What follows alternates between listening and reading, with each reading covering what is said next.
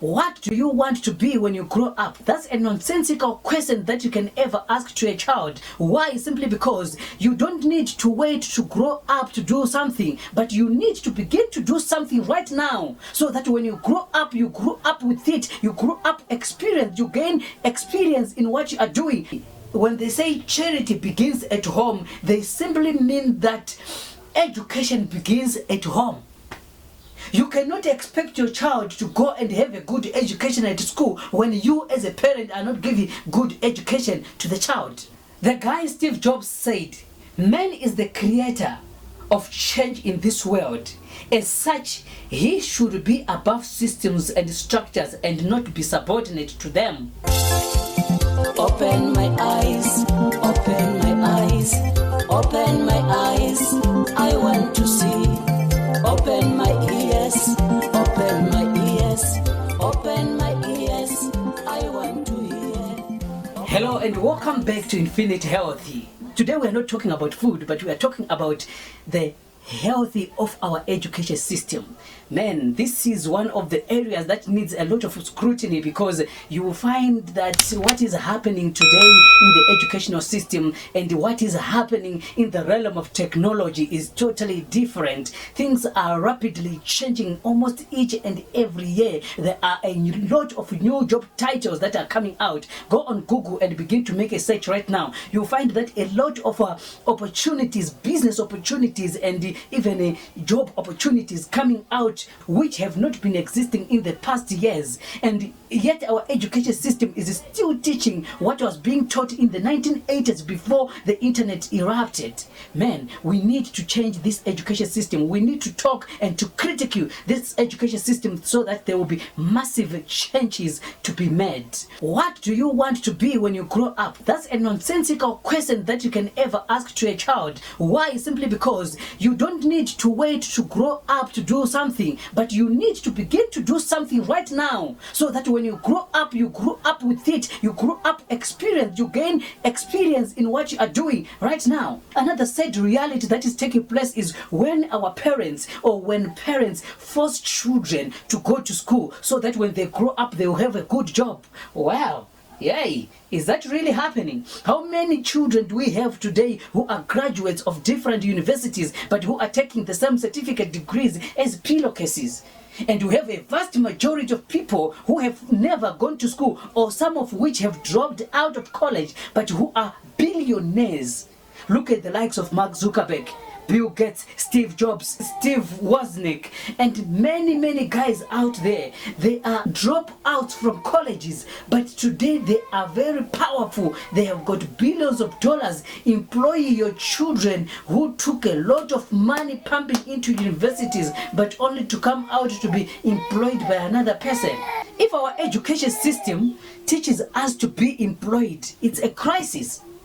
I'm not saying that it's bad to be employed. It is good to be employed, but the opinion that you have to go to school to get a good job is terrible, because that's not all there is to education. Basically, the excellence of education is bringing up a child who's able to produce an innovation whereby they are able to employ a lot of people. So we who dropped out of college are the ones who are supposed to go to those who got into colleges and got degrees and employed by them. But instead, the thing is vice versa. We, the dropouts, are the ones who are now employing those who spent years in college paying school fees. Did you pay and waste your money to be that way? These are some of the sad realities that we are faced with today, and that must be corrected before we go even worse. Because you find that we have got a lot of graduates coming out of college today, but they are failing to get what they were being told that they will have. Another sad reality is when parents force a child to go to university and detect upon the same child that I want you to do law, I want you to do social work, I want you to be a doctor. No! Do you know that life is much fulfilled when you do something that you are much passionate about than something that you do because merely you need money? You don't have to do something simply because you need money, but you do something to fulfill your purpose for existence, and you do something because you are passionate about it. There is one thing that is also happening in these schools. There is a lot of emphasis on grades. Children have to pass to go forward. Children, they are operating in fear because they are being threatened. It's either you do or you fail. You don't go to university. And they think, or there is this assumption that if you fail and you don't go to a university, that's the end of the road, of which that's not true. Because we have a lot of people who are talented there, who are eating money through football. There are some who are eating money through cricket, sporting, and so forth. And all those things are not being emphasized. Who has ever come out of school with a certificate in football? Nobody. Who has come out of school with a certificate in cricket? Nobody. So, are there no people who are making a living through football, through cricket, through drama, through acting? Many of them. But why are we not giving them certificates if we're emphasizing grades? Grades are useless. They are just but punishments that you are giving to children. Because by the end of the day, what happens is they cram and they cram, they memorize and they memorize. When they get out of college, their heads are empty because they only passed through memorization rather than knowledge of why something has to be done. I think the best form of education should be the education, or the kind of education that is able to answer the question, why? Why are we applying a particular mathematical formula? Where is that theory applicable in today's world or in the real life of the world?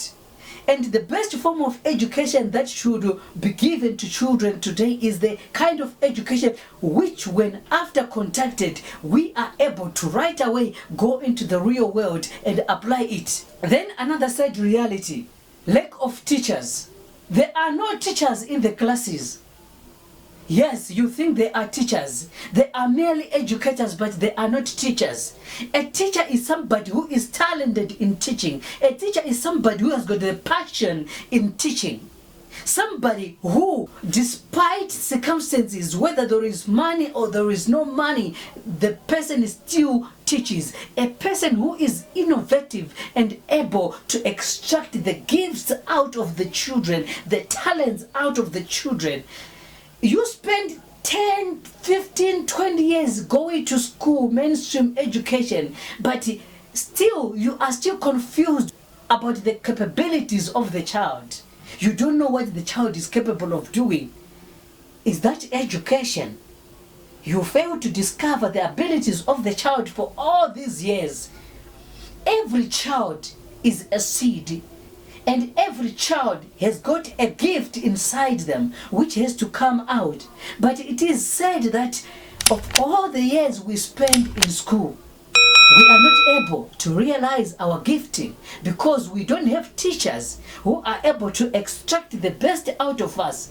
Best teachers are able to extract the best out of their children. Then another sad reality, there is a lot of pressure on students. Homeworks, carrying a bunch of books going to school. Okay, let's say there is nothing wrong with that, but why so much pressure? Today, with the advent of internet, children just go over the internet, they copy and paste and they submit to you as an assignment. You think they are using their heads. There is no critical thinking over there. And besides that, all those heaps and piles of works that you are emphasizing on them, you are giving them a lot of pressure and they don't have enough time to play. Do you know a lot of playing comes with a lot of hard work and performance? You need to play as much as you spend your time in the classroom. So that is to say, if you spend 10 hours in the classroom, you also have to spend 10 hours playing. It has to be an equal balance in as far as children are concerned. And even much for your tip, if you want to take this one away, children best learn when they are playing rather than when they are put in the formal system. Humanity is the one which is the leader of the society, and we must create the systems that we want rather than get ourselves into the systems whereby we are detected upon what to and what not to do. It is now time for parents to come together and create the kind of education which they want for their children, rather than continuously intoxicating our children with this kind of education that we are imposed upon by the system or by the governments. It's now useless because it takes years and years before it's updated. It is said enough to realize that most of the schools in Africa today, they don't have computers. Most of the schools, almost 80% of the schools in Africa don't have computers. And for those that have got computers, you will find out that the sad reality is they are still taught to drag and drop the mouse, and they are not taught real computers like computer programming, video production, things like 3D design, things like graphics design, and so forth.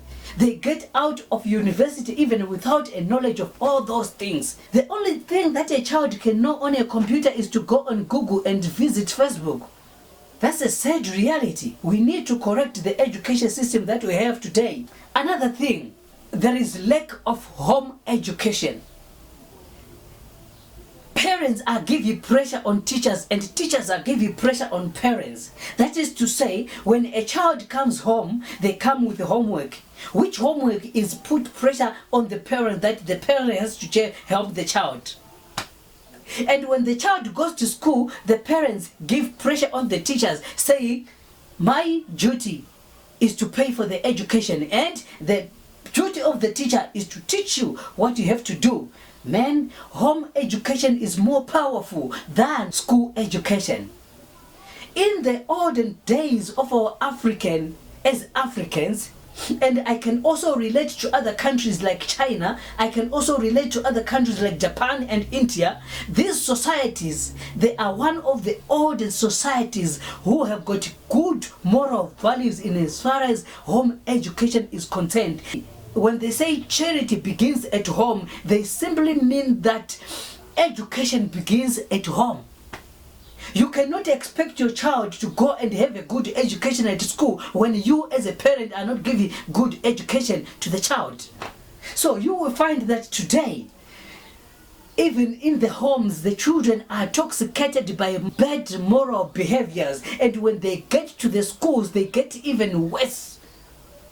So if there is no good upbringing and good moral behavior installed in the child, you don't expect the child to perform good, because the maturity of the mind is still down. So where there is no maturity, there is no good apprehension or comprehension of what somebody is learning. And learning is through the maturity of the brain. It's not memorizing. So it is said enough. And moreover, going on to that, when you look at the universities, there is a high levels of corruption, especially the universities and the college. Children, they write exams for each other, and they also pay lectures to get higher grades.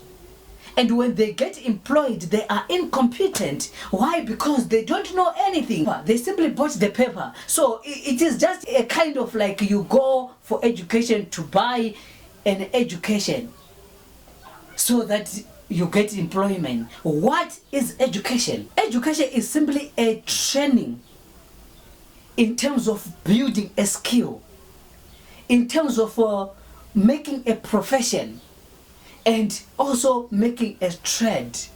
So you just need to be educated in what you aspire to do. In olden India, they had this concept of education whereby a child is taken and sit under the shoes of a guru. So the guru will be able to train the child what they want to be as they grow up, and when they grow up, they don't have any problems. And if you are to look at that kind of education, you see that it imparts, or it used to impart, a lot of confidence in the parents and in the child. besides that, the child will grow up with strong moral values and with strong levels of respect and hard work, understanding the consequences that may come with the decisions that they may make. Because when you are starting learning, you experiment around everything, and you also learn by doing. So learning by doing is the ultimate way of learning. Another concept that is significant in as far as learning is concerned is what I can refer to as the natural way of learning, which is to say, you look at the natural or the existing things in nature and try to begin to experiment around those things. By so doing, you are educating yourself to understand, oh, this one goes this way, oh, this one does this way, and by the end of the day, you begin to have some inventions. If we would have that kind of education whereby children are exposed to things and begin to experiment around, we will end up having great and strong minds. Another form of education that is much significant is this kind of education that is being advocated by the guy called Elon Musk, the first principle of reasoning. The first principle of reasoning is a kind of education whereby there is this assumption that if there is this camera or if there is this cell phone, we want to look at how this cell phone was manufactured. So we take this phone and we rip it apart, we take all the parts, we put them apart. Then after that, we look at each part and try to rejoin each and every part again. And by so doing, we begin to understand that, okay, this was done and this was done and this was done, and to put things together. Then we go out there, we look for natural resources, we begin to do our own things by imitating the object that we have been looking at. That is one of the best ways and forms of education, because you cannot tell a child that you have to go through 20 years or 15 years or 10 years of the so-called formal education, and after that they take 3 years in college doing motor mechanics. Why didn't the child go straight to do or to study motor mechanics from the age of 10 years? I think formal education must only come for the intention of teaching children only 3 major things, if I may say. Number 1, to be able to make calculations, mathematics. Number 2, to be able to do critical thinking, that is the department of arts, learning to assess things and criticizing and looking at weighing out things to see if it is good or bad. For example, you can look at the politics of today, and you can also look at the religious systems of today, what should be done, and the children are able to weigh in and try to contribute the ideas of what they think depending on that. The other thing that I would wish if the education system must just advocate of is to just teach a child to be able to read and to write, and that's it. And then from there, choose a path that a child needs to go for. If they want to be a motor mechanic, they go through that field, so that as time goes, they'll be able to be getting even deeper, to be in the engineering and designing of the car parts, and be able to invent or be able to make new cars from scratch. And besides that, there is another thing that will be actually of importance for children, is besides taking all the years to go beyond grade 7, I think it is just good to end at grade 7, and from there a child will just strictly choose a path of what they exactly want to follow for the rest of their lives. Because if we cannot be able to realize what a child wants to be after 7 years, it means that we have already failed the child, that is, we have failed to put good education already. The guy Steve Jobs said, man is the creator of change in this world. As such, he should be above systems and structures and not be subordinate to them.